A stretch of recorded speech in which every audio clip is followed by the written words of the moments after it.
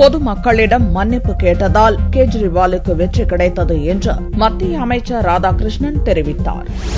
கோவை மாவட்டத்தில் குண்டுவெடிப்பில் இறந்தவர்களுக்கு 17வது ஆண்டாக அஞ்சலி செலுத்தும் நிகழ்ச்சி சனிக்கிழமையன்று நடந்தது. கோவை ஆர்.எஸ். புரம் பகுதியில் நடந்த நிகழ்ச்சியில் பங்கேற்க மத்திய அமைச்சர் பொன் ராதாகிருஷ்ணன் வந்தார். முன்னதாக ரயில் நிலையத்தில் செய்தியாளர்களை சந்தித்த அவர் பொதுமக்களிடம் மன்னிப்பு கேட்டதால் கேஜ்ரிவால் வெற்றி பெற்றதாக தெரிவித்தார். இலங்கை அதிபரின் இந்திய பயணம் பயனுள்ளதாக அமையும் என்றும் ராதாகிருஷ்ணன் கூறினார்.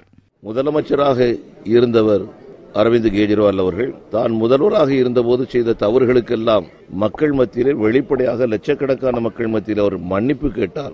ஒரு கூட்டத்தில் அல்ல, பல கூட்டங்களிலே டெல்லி முழுக்க சென்று மன்னிப்பு கேட்டார்.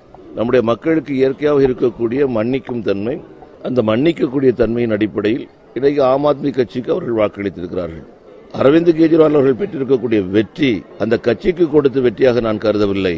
அவர் கேட்ட மன்னிப்புக்கு அங்கீகாரம் கொடுத்ததாக நான் கருதுகின்றேன். எனவே ஸ்ரீசேனா அவருடைய வருகை இலங்கை தமிழர்களுக்கு ஒரு புதிய வழியை காட்டும் என்று நான் நம்புகின்றேன். ரயில் நிலையத்தில் பாரதிய ஜனதா கட்சியினர் உற்சாக வரவேற்பு அளித்தனர்.